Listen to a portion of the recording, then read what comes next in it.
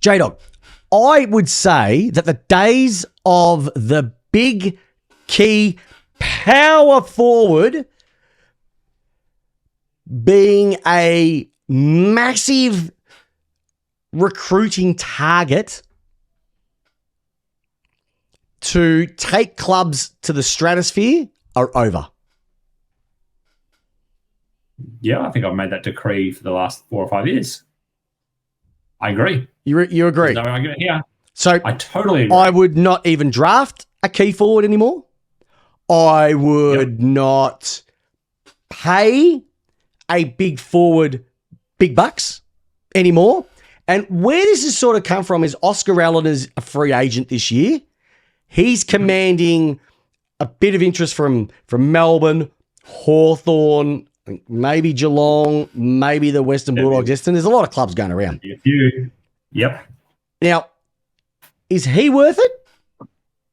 I don't know. What do you reckon? So if he came to your club, J-Dog, what do you reckon he would ask? How much would you have to pay him to get him out of 1.2? 1.3 to 1.5. All right. So, okay, 1.3 to 1.5. All right. And probably you'd have to give someone like him, what is he, 24, 25? You'd have to give him 1.5 over 5? Over 6? You'd have to go more. You'd have to go 7. 1.5. If he gets 9 over 6, 9 million over 6 years, that'd be about right. Yep. Okay. Yep. So that's for one player. Could you go, as an example, you go for that 1.5 million, you pick up someone like, I don't know, Marlborough Chol, Shannon Neal, and then for the remaining few dollars, you pick up 2 gun small forwards. Yep. So instead of putting all the chips into the basket for the big guy, you go for the little ones.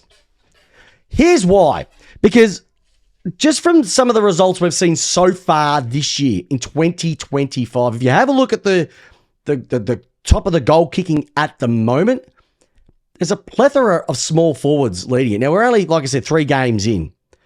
So what I went back to 2024. I picked out the clubs that had the highest goal kickers last year, and then I went and picked the top 5 of those clubs. So Lions, Swans, Cats, Hawks, Giants. They're the 5 that I went with. Then what I did was I wanted to find out of their top 5 goal kickers, how many were key forwards. Now, when I say key forward, we're looking at anybody over 190 centimeters, you'd say. So they've got to be a big unit. All right. Compared to the smalls. What was the output from the smalls? All right. So we're starting with the Lions. They had 2 key forwards. Now we're talking about Hipwood and Danaher. 91 goals they kicked. Their 3 small forwards ended up with 111 goals between them. All right. The Swans. They had their 3 keys, which was McLean, Amadi, and McDonald. 118 goals between them. All right. Underneath that, you got Papley and Heaney had 71. Now, if you threw in Chad Warner, you'd have 105 goals. All right. So the smalls are doing just as much as the big guys in that case. The Cats, interesting one here. They had their 2 big key forwards in Neil and Cameron, came out with 87. Their small forwards are sitting underneath there, 108. The Hawks, they had 1 key forward, which was, I went with Marlborough Chol, can't pronounce his name. And their 4 smalls, and this is the one that sort of set me off, 121 between them. All right. And last but not least, the Giants. Now, they had their 3 big guys down there, 133 goals between them. And that was the outlier. And then you had for their smalls, 63. So I'm looking at it. If you've got $1.5, $1.6 million to spend, you would not put all your chips into a big key forward because at the moment, the way the game is being played, they are just not getting the return on investment if you then diversified and had more money spent on the little fellas and maybe going for a bargain in terms of a full forward. The interesting, So you're playing Moneyball. Oh, it's not Moneyball. I just think that you're getting more value out of investing into small forwards than you are with a big key forward than you used to. It was always about, you look at Mackay and Curnow. They are the two big guys down at Carlton. But if they don't get on the park, which is what everything's been invested into, where are they going to score their goals? Yeah. So the Lions, they won the flag last year with a really good spread of on-ballers. Yes, they had Hipwood. Yes, they had Danaher as well. But Danaher's gone now. Morris has gone down there as well too. So Logan Morris, I think, has gone down to the forward line. But they're now able to open it up, and they've got Bailey running through. They've got Rayner going through. They've got Zorko can go down there. Neil can go. They've just got lots of flexibility. Charlie Cameron running down there. So they've got more options in the way that the game is being played with speed. So you're just getting more value for it. So they're more versatile, meaning that these smaller guys can go into so many different areas. They don't have to be just forwards. They can be midfielders. They can move into the wing. They can plug into a back pocket if they need to, if things need to be changed. They can tag. You don't have that freedom and flexibility. The big guys can only play a key position. And if you see it these days, key position is very, very rare. When the ball's up the other end of the ground, the full forward is almost at the centre, if not a little bit further forward, and then they're running back. So the days of bombing it long to the guy who's one out is not virtually there anymore unless you're counteracting on the flip side. The play's a lot quicker at the moment as well too, especially in fields like Marvel where the deck is so quick. The big guys just get caught out unless they are one out in the forward 50, which a lot of teams don't do anymore. A lot of the forwards that have kicked bags or kicked big scores over the last number of years have actually been traded from one club to the next. So Chol has been traded from one club to the next. You've also got Henry has moved from Magpies to the Cats. You've also got from the Giants, Stringer will make a massive impact. You've also got Jesse Hogan has made a massive impact by changing over as well too. So you don't have to trade for these guys. And they also take many years to come along, and it is pretty much luck of the draw. I could sit here and look at my club. Like, we have struggled to get a decent full forward since probably the David Neitz days.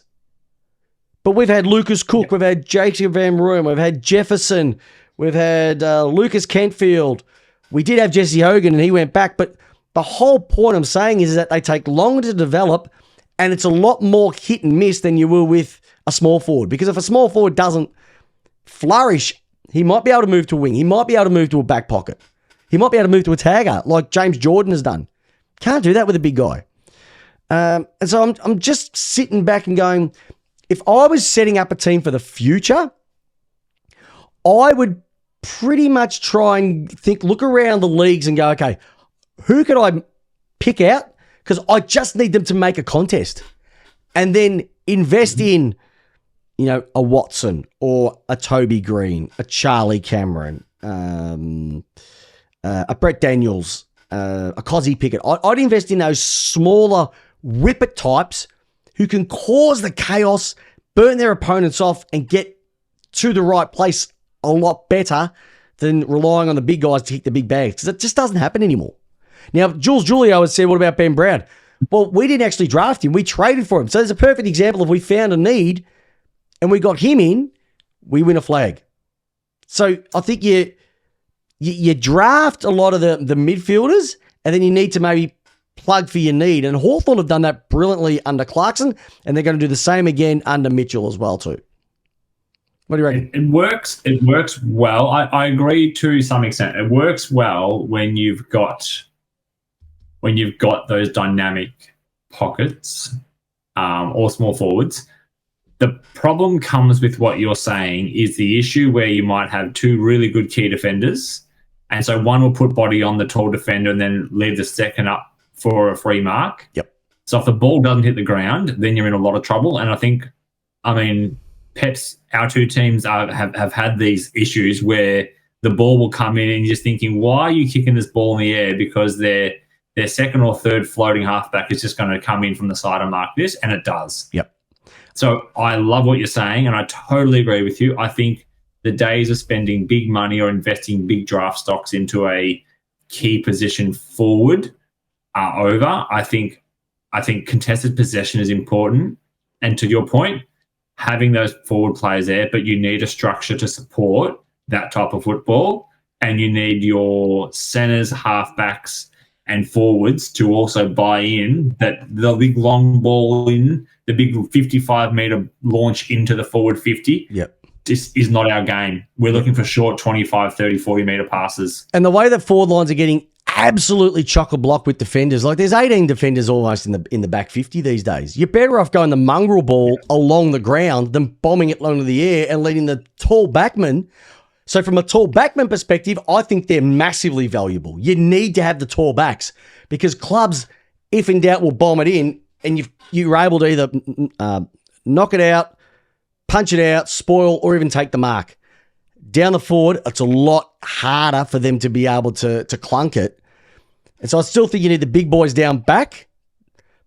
But you know what? Clubs don't think outside the square and they still bomb along. I would rather them butcher it into the 50, have the ball along the ground and get the little boys just running in there, devastating the backmen, especially if they're on a taller side of things, and try something a little bit different. Use their pace to their advantage. Something has to change. And yeah, I just think that, great comment here. When Buddy left the Hawks, they got the three-peat. Why? Was that a coincidence? Because he became so Buddy focused. As soon as he left, they were able to spread the load a bit better as well too. And I think that's what's happening with Carlton at the moment. It's definitely happening with a couple of teams that when they're becoming too full forward focused on one person, as soon as you shut them down, they're not bringing in their they're bringing in their the superlatives around. But Hawthorn are doing it really nicely. Adelaide are doing it really nicely. Brisbane are doing it really nicely at the moment. Geelong did it really nicely when they won the flag a couple of years ago, and also last year as well too, where they did rely on Hawkins and Cameron, but they did have Myers, they did have Neal, they did have Close, they did have Stengel at the feet as well too. So yeah, I wouldn't worry about drafting a key forward anymore because it's too hit and miss. And just on that, Peps, like Adelaide are in a position where they've got your Fogartys, your Rochellis, the other big Rankin, one. Yep. And then you've got likes of like Rankin and those sort of guys at the feet. Like Rankin's a freak. So they're in the position like almost like the opposite to what you're saying, Peps, because they've got those three targets up there, those big tall targets up there. If one gets bodied out, they've got a second or third option to take that big mark. Yeah, so in that case, it probably does work, but I'm looking at the now. But how long has it taken for Thilthorpe to get where he is? God, How long has it taken Fogarty to finally do it? We're talking 6 years into his. Thilthorpe would be about his fourth or fifth year. And almost a Nixie gone out of the door. So it's almost to the point where the coach has been pushed out the door that these guys are now starting to fire. So it's a real risk for coaches. And it's also a real risk to take these guys on because a lot of these big forwards are on big, long contracts. If they go down with a knee, or in Carlton's case, no Mackay, Curnow isn't playing at the moment. You're paying a lot of money. Jamari Ugle-Hagan, you're paying a lot of money to these, Showtime guys, but they're just not getting on the park. Not good enough. It's definitely not good enough. No.